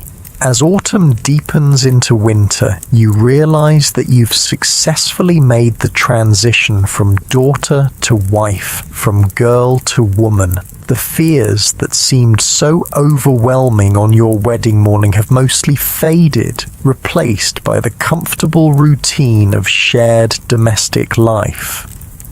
You still miss your family home sometimes, still feel occasionally overwhelmed by the responsibilities of running your own household, but you've also discovered joys you hadn't anticipated, the satisfaction of creating a home that reflects your own tastes, the pleasure of having time to pursue interests like painting and music without parental oversight, the deepening affection between you and Thomas as you navigate daily life together. One snowy December evening, as you sit by the fire with your embroidery while Thomas reads his newspaper, you realize how completely your life has transformed in just a few months. The nervous girl who waited in her parents' parlour for Thomas Weatherby's first visit seems like a different person entirely. "Thomas," you say softly, setting aside your needlework. He looks up from his paper, lamplight catching the gold flecks in his brown eyes. "I just wanted to say I'm happy, truly happy." His smile spreads slowly across his face, transforming his serious expression into something warm and boyish. "So am I, my dear, so am I." Outside, London sleeps under its blanket of snow, but inside your small house in Kensington, you've built something precious together, a life that's entirely your own. Spring arrives early in 1856, bringing with it the kind of soft warmth that makes London's sooty buildings look almost beautiful. You're in your garden, kneeling among the emerging daffodils with dirt under your fingernails and sunshine warming your shoulders through your cottonwork dress. This is a freedom you never had as an unmarried woman, the simple pleasure of getting your hands dirty in your own soil. Thomas finds you there when he returns from work, looking delighted rather than scandalized by your dishevelled appearance. "You look like you've been wrestling with the earth and winning," he says, settling beside you on the small wooden bench he built last month. "The roses needed pruning, and Mrs. Davies mentioned that the vegetable patch could use attention," you explain, wiping your hands on the old apron you've started wearing for garden work. "I discovered I rather enjoy it."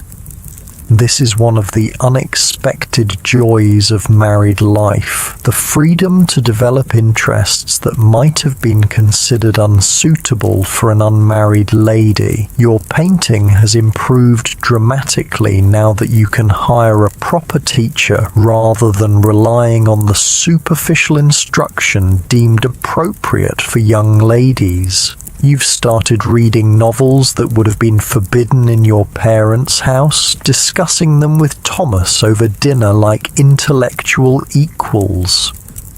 "I have news," Thomas says, settling back against the bench with the satisfied expression of a man bringing home good tidings. "Peterson is retiring at the end of the year, and I'm being considered for his position. It would mean a substantial increase in salary." Your heart skips with excitement. Peterson's position would make Thomas a senior clerk with real responsibility and prospects for further advancement. More importantly, it would provide the financial security to start thinking about expanding your little household. "Thomas, that's wonderful. Do you think you'll get it?" The manager seemed encouraging, he says, trying to contain his optimism but not quite succeeding. He mentioned that my experience in India gives me advantages over the other candidates. Over dinner that evening, you discuss what Peterson's position might mean for your future. A larger house, perhaps, with room for the children you both want. The ability to hire additional help for Mrs. Davies, maybe even a small carriage of your own, instead of relying on hired vehicles for longer journeys. But you've also learned to appreciate what you already have. The intimacy of your small house, where every room holds memories you've created together. The satisfaction of managing your own domestic world. The way Thomas's face lights up when he comes home to find you waiting with stories about your day. Your first wedding anniversary approaches in the autumn, and you find yourself marveling at how completely your life has transformed. The nervous bride who could barely breathe in her wedding corset has evolved into a confident woman who runs her household with skill, maintains her own social connections, and has learned to navigate the physical and emotional complexities of marriage with growing ease. The anniversary celebration is quietly perfect. Dinner at home with your best china and flowers from your own garden, followed by an evening at the theatre to see a comedy that leaves you both laughing until your sides ache. Afterward, walking home through the gaslit streets with your hand tucked securely in Thomas's arm, you realise that somewhere along the way, love has grown from the careful affection of your engagement into something deeper and more sustaining. Do you ever think about how we met, you ask, as you pause under a street lamp to admire the golden light it casts on the autumn leaves? Often, Thomas admits. I remember thinking you looked terrified that first afternoon. I was worried you might faint. I was terrified. You laugh. I'd never spoken to a man I wasn't related to without my mother hovering 3 feet away. And there you were, asking about my reading and actually listening to the answers. You were the first woman I'd met who spoke to me like I was a person rather than a potential husband, he says, his voice growing more serious. Most of the other young ladies I was introduced to seemed more interested in my prospects than in me. This honesty is another gift of marriage, the ability to speak frankly about feelings and experiences that social convention would never have allowed during courtship. You've learned that Thomas sometimes still wakes from nightmares about his time in India, that he occasionally struggles with melancholy during London's grey winter months. He's discovered that you have a quick temper when truly provoked, that you can be stubbornly independent about household decisions, and that you sometimes cry over novels even when you know the characters aren't real. These imperfections, rather than diminishing your affection, have somehow deepened it. Love, you've learned, isn't the dramatic passion of romance novels, but the steady comfort of being truly known by another person. Winter brings unexpected challenges when Thomas falls ill with a fever that keeps him bedridden for nearly 2 weeks. For the first time, you experience the fear that comes with genuine partnership, the terrifying realization that your happiness depends on another person's well-being. You nurse him yourself despite Mrs. Davies's offers to take over the more unpleasant aspects of sick care. You sit beside his bed reading aloud when he's awake, checking his temperature throughout the night, preparing the special broths and tisanes that the doctor recommends. When the fever finally breaks and Thomas's eyes focus clearly on your face for the first time in days, you understand something fundamental about the vows you spoke in that flower-filled church. "Hello, wife," he whispers, his voice still hoarse but unmistakably himself again. "Hello, husband," you reply, and the relief in your voice surprises you both. His recovery is slow but steady, and during the long afternoons when he's well enough to sit up but not strong enough for normal activities, you spend hours talking about things you've never discussed before, your childhood fears and dreams, his experiences during the voyage to India, the homesickness that nearly overwhelmed him during his first months abroad, the different futures you both imagined before you met each other. "I used to think I might remain unmarried," you confess one grey February afternoon as you sit beside his chair, mending one of his shirts. "Become one of those independent women who travel and write books and scandal the neighbours." "You still could," Thomas says quietly. "Write books? I mean, you have intelligent observations about everything you read."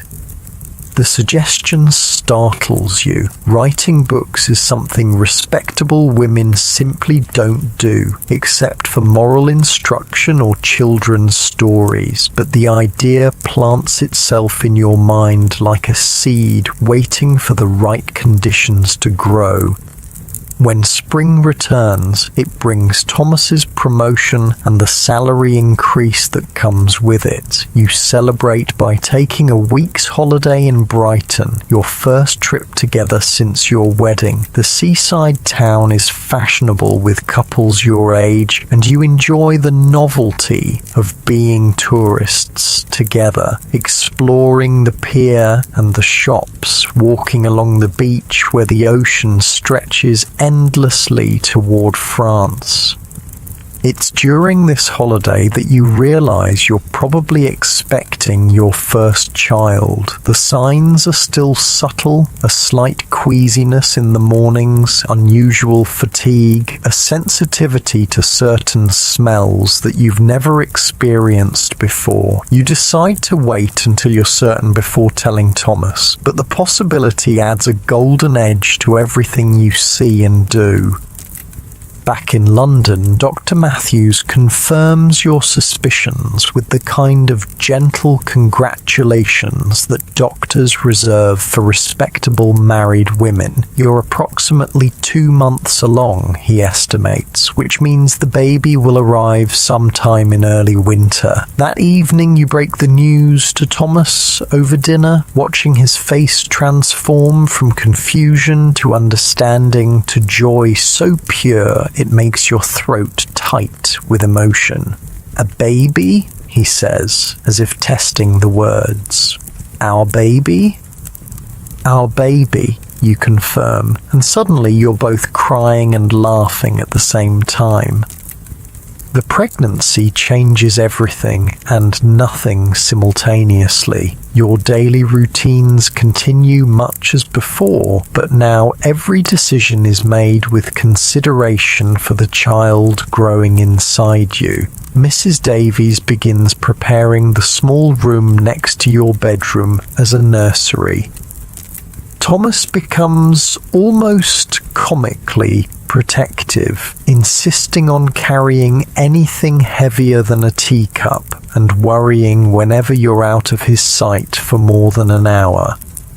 Your mother visits more frequently now, full of advice about managing pregnancy and preparing for motherhood. Some of it is helpful, some of it consists of old wives' tales that Mrs. Davies quietly contradicts, but you appreciate the connection to the generations of women who've navigated this mysterious transformation before you. The physical changes are gradual at first, then increasingly obvious as summer progresses. Your dresses require careful alteration to accommodate your expanding waist. You develop strange cravings for foods you've never particularly enjoyed and sudden aversions to smells that never bothered you before. The exhaustion of early pregnancy gives way to a period of remarkable energy, followed by the increasing unwieldiness of your final months. Thomas adapts to each stage with patient consideration. When you can no longer bend over to tend your garden, he takes over the weeding and watering. When walking becomes uncomfortable, he suggests quiet evenings at home rather than social visits. When you become too large to comfortably share your usual chair in the parlour, he immediately purchases a wider one designed specifically for your changing needs. "You're being ridiculously considerate," you tell him one October evening as he helps you settle into your new chair with cushions arranged just so. "I'm being appropriately considerate," he corrects. "You're creating a human being. That seems to merit some extra attention." The baby arrives on a snowy December morning, 3 days after your second wedding anniversary. The labour is long and difficult, but when Dr. Matthews finally places your daughter in your arms, the pain becomes irrelevant. She's perfectly formed and remarkably alert, with Thomas's brown eyes and what promises to be your stubborn chin.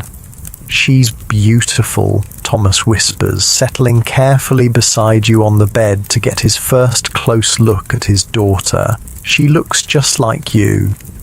"She looks like herself," you say, marvelling at the tiny fingers that grip yours with surprising strength. "Hello, little one. We've been waiting for you." You name her Charlotte, after the author whose novels you've grown to love despite their scandalous reputation. Charlotte Weatherby, a name that sounds both proper and slightly adventurous, which seems fitting for a daughter who arrived during a blizzard with obvious opinions about the timing.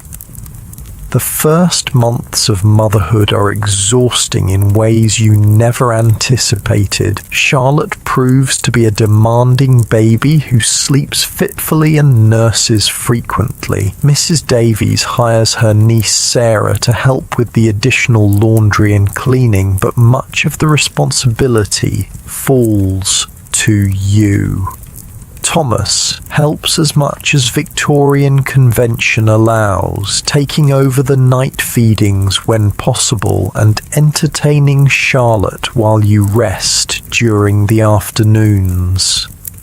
"I had no idea babies were such tyrants," you confess to Thomas one morning after a particularly difficult night. "She has very strong opinions for someone who can't even hold her head up properly." "She's definitely your daughter," he replies with a grin that suggests this is a compliment rather than criticism.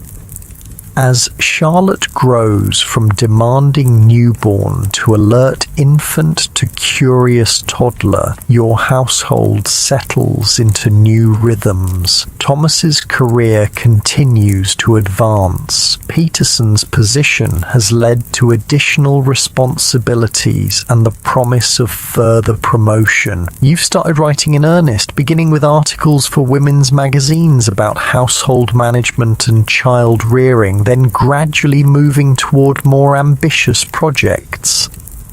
Your second child, James, arrives when Charlotte is 2 years old, followed 18 months later by little Mary. The house in Kensington, once perfectly adequate for 2 people, becomes delightfully chaotic with 3 small children and the additional staff needed to manage them.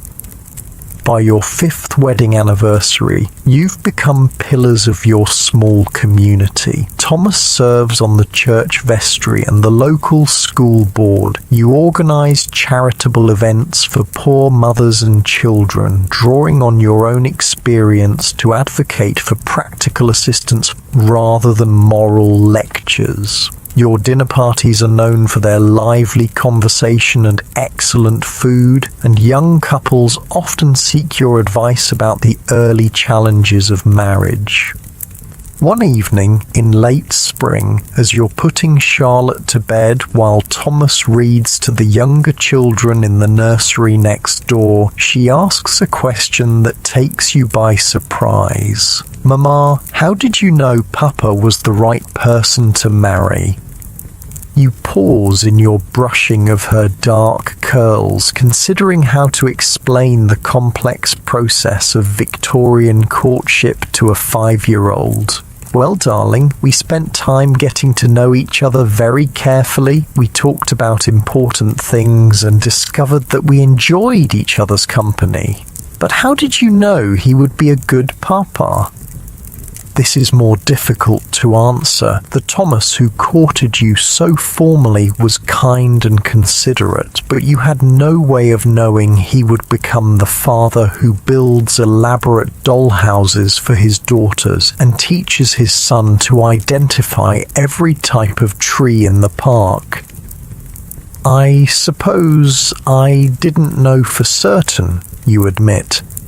"But I knew he was gentle and honest and that he cared about other people's feelings. Those seemed like qualities that would make someone a good father as well as a good husband."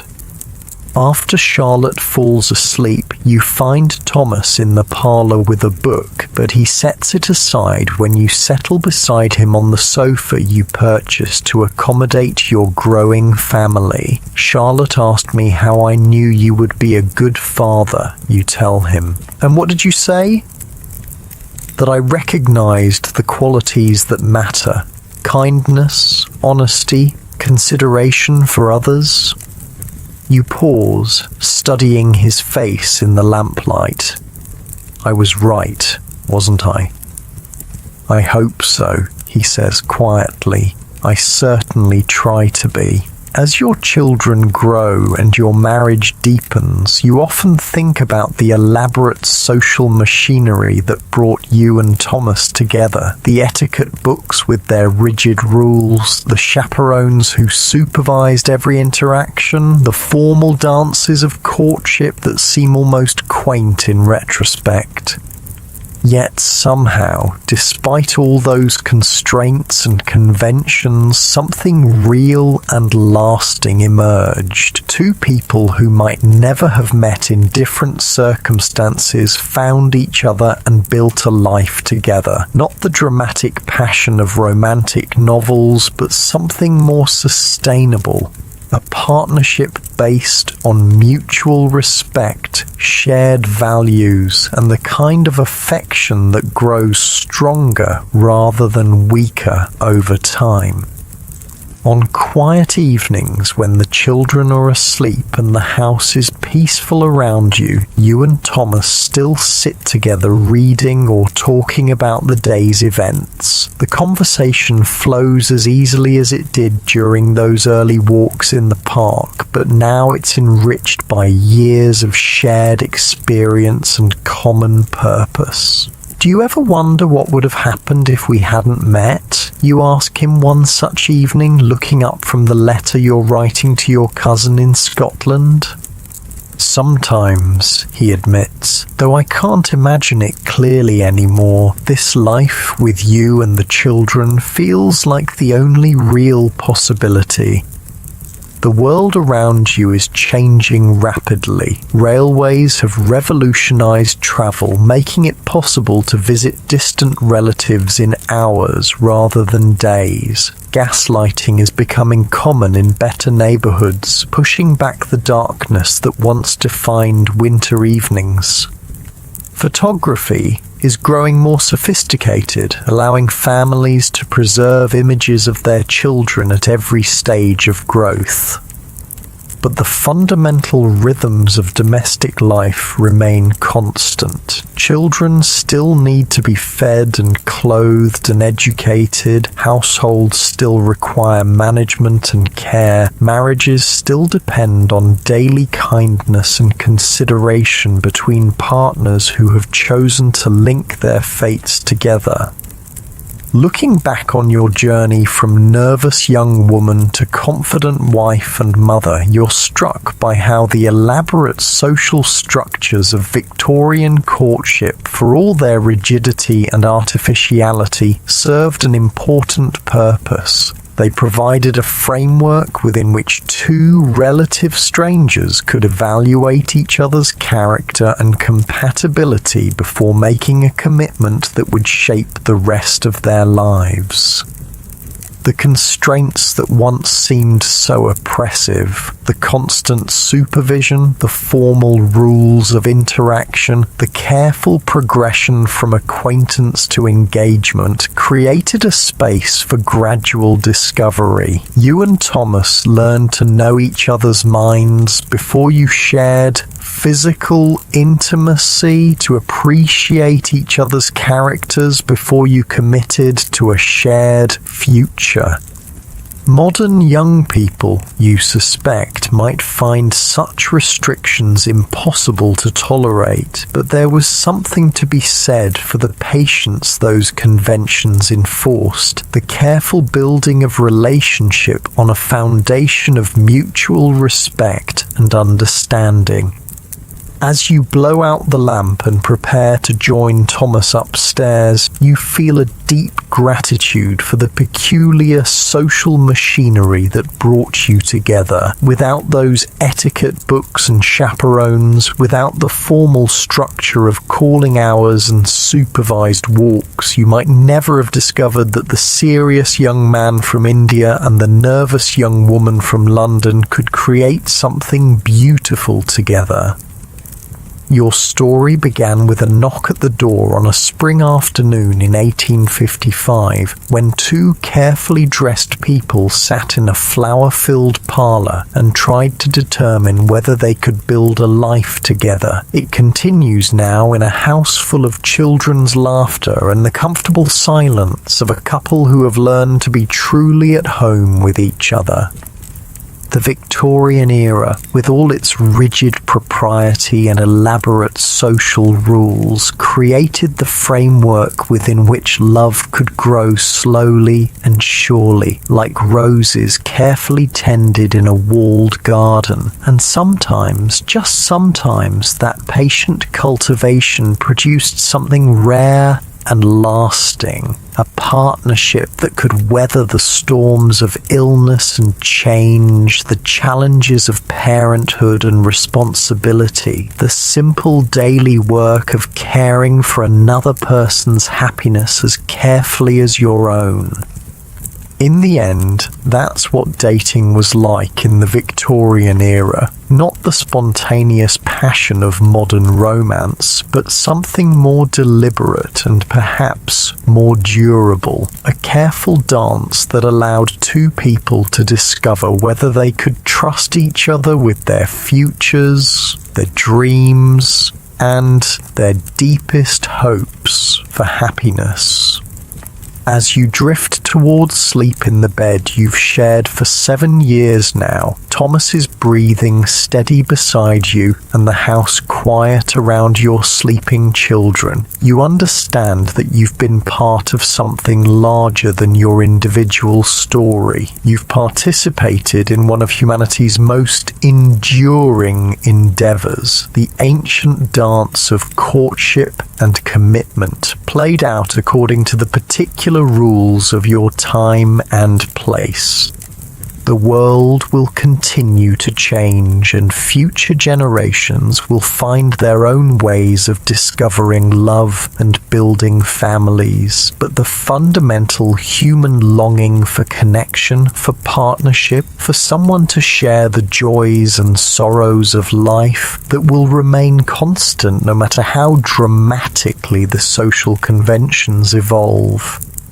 And maybe, just maybe, there was wisdom in taking time, in moving slowly, in building love on a foundation of friendship and respect rather than passion alone. Maybe the Victorians, for all their restrictions and formalities, understood something important about the patient work of creating lasting happiness with another human being.